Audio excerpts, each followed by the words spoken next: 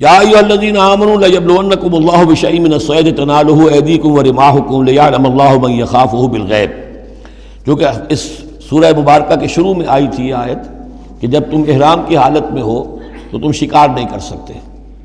تو اب اللہ تعالیٰ کی ایک سنت ہے، وہ آزماتا ہے، سخت ترین امتحان لیتا ہے۔ فرض کیجئے کہ ایک قافلہ جا رہا ہے بیچارے حاجیوں کا، اور انہوں نے احرام باندھا ہوا ہے، کوئی شے نہیں ہے، کھانے کے لیے کچھ نہیں ہے، لیکن اب جو ہے ہرن صاحب جو ہے اٹکیلیاں کرتے ہوئے قریب آ رہے ہیں، اور وہ پکڑ نہیں سکتے، قتل نہیں کر سکتے، احرام میں ہیں، بھوک بھی ہے، لیکن یہ کہ چاہے تو ذرا سا نیزہ مارے تو ہرن کو پکڑ کو جو ہے وہ شکار کر لیں، یا ویسے ہی بھاگ کر پکڑ لیں، لیکن یہ کہ اس کی اب ان کو اجازت نہیں ہے۔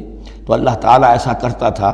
فرمایا یا ایھا الذین آمنوا، اہل ایمان، لیبلونکم اللہ، لازماً اللہ تمہیں آزمائے گا، بشیء من الصید، شکار کے ذریعے سے، تنالہ ایدیکم ورماحکم، جن کو کہ پا لیں گے آسانی سے تمہارے ہاتھ اور تمہارے نیزے، لیعلم اللہ من یخافہ بالغیب، تاکہ اللہ دیکھ لے کہ کون ہے وہ لوگ کہ جو غیب میں ہوتے ہوئے بھی اللہ سے ڈرتے رہتے ہیں، کہ موقع ہے، بھوک بھی ہے، ہرن بھی بالکل پاس ہے، بالکل قابو میں ہے، جیسے چاہے شکار کر لے، لیکن ہاتھ بندھے ہوئے ہیں، اس لیے کہ احرام باندھا ہوا ہے۔ تو جس کے دل میں ایمان ہوگا وہ اپنی بھوک کو برداشت کرے گا، اللہ کے حکم کو نہیں توڑے گا۔ فمن اہتدی بعد ذلک، اب کسی سے غلطی ہو گئی، تجاوز کر بیٹھا، بھوک کا غلبہ زیادہ تھا، فلہ عذاب علیم، اس کے لیے دردناک عذاب ہے۔ البتہ یہ کہ آگے چل کر اس کے لیے ایک کفارہ بھی بتا دیا گیا ہے۔ یا ایھا الذین آمنوا لا تقتلوا الصید وانتم حرم، دیکھو اہل ایمان، جب تم احرام کی حالت میں ہو تو کسی شکار کو قتل مت کرو۔ ومن قتلہ منکم، تو جو کوئی تم میں سے انہیں قتل کر بیٹھے، شکار کر بیٹھے، جان سے مار بیٹھے، متعمدًا، جان بوجھ کر، فجزاء مثل ما قتل من النعم، تو پھر اس کا کفارہ ہوگا ویسا ہی ایک حیوان، ویسا ہی ایک چوپایا اللہ کی راہ میں صدقہ کیا جائے، اور وہ اس کا گویا کہ کفارہ بنا دیا جائے۔ کیسا ہے کہ اگر آپ نے ہرن مارا ہے تو پھر بکری یا بھیڑ، نیل گائے اگر مار لی ہے تو پھر گائے، اسی طریقے سے جس قسم کا، جس سائز کا اور جس اسٹیچر کا آپ نے وہ حیوان جو ہے شکار کیا، اسی کا اسے ایک برابر کا چوپایا دینا ہوگا۔ فجزاء مثل ما قتل من النعم یحکم بہ ذوی عدل منکم، دو آدمی تمہارے جو ہوں معتبر، وہ چاہیے کہ وہ اس کی گواہی دے کہ ہاں یہ جانور جو اس نے شکار کیا ہے یہ اس کے برابر ہو جائے گا۔ ہدیم بالغ الکعبہ، اور یہ ہدی ہوگی اب یہ جانور، کعبے تک اس کا پہنچنا ہے، کعبے کی نظر ہوگا یہ، او کفارۃ، یا پھر اس کا ایک کفارہ اور بھی ہے، طعام و مساکین، کچھ مساکین کو کھانا کھلانا، صدقہ فطر کے حساب سے ہے یہ جو فقہاء نے لکھا ہے، او عدل ذالک صیامن، یا اتنے ہی روزے رکھنا۔ وہ بھی دیکھنا ہوگا کہ جانور جو تھا، بکری تھی، ہرن تھا، کتنے آدمی اس کو کھا سکتے تھے، اتنے آدمیوں کو کھانا کھلاؤ، یا پھر اتنے دن کے جو ہے وہ عدل ذالک صیامن روزے رکھو، لیذوق وبال امرہ، تاکہ وہ اپنے کیے کا کی سزا جو ہے وہ پالے۔ عفی اللہ عما سلف، اللہ معاف کر چکا ہے جو کچھ کے پہلے ہو چکا۔ ومن عادا، لیکن جو پھر ابھی دوبارہ کرے گا، اعادہ کرے گا، فینتقم اللہ منہ، تو اللہ تعالیٰ اس سے انتقام لے گا۔ واللہ عزیز الانتقام، اور یقیناً اللہ تعالیٰ زبردست ہے، انتقام لینے والا، بدلہ لینے والا۔ احل لکم صید البحر وطعامہ متاعا لکم، البتہ یہ کہ اگر کشتیوں کے ذریعے سے، جہازوں کے ذریعے سے حاجی لوگ آ رہے ہوں تو ان کے لیے چھوٹ ہے، وہ احرام کی حالت میں بھی جو مچھلی ہے اس کا شکار کر سکتے ہیں۔ احل لکم صید البحر، سمندر کا، دریا کا جو شکار ہے وہ تمہارے لیے حلال کیا گیا، وطعامہ متاعا لکم وللسیارہ، اور اس کا جو دریا کا کھانا ہے وہ تمہارے لیے بہت اچھا جو ہے فائدے کی چیز ہے، اور سب مسافروں کے لیے۔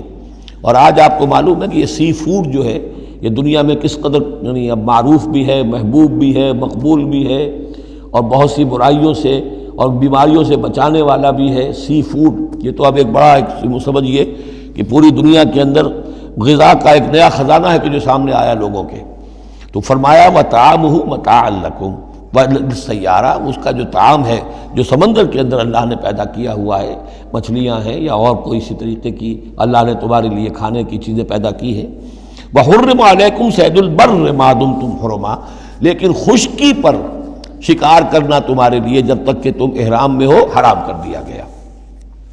واتقوا اللہ الذی الیہ تحشرون، اور اللہ کا تقوی اختیار کیے رکھو جس کی طرف کہ تمہیں لازماً جمع کر دیا جائے گا، لے جائے جاؤ گے گھیراؤ کر کے۔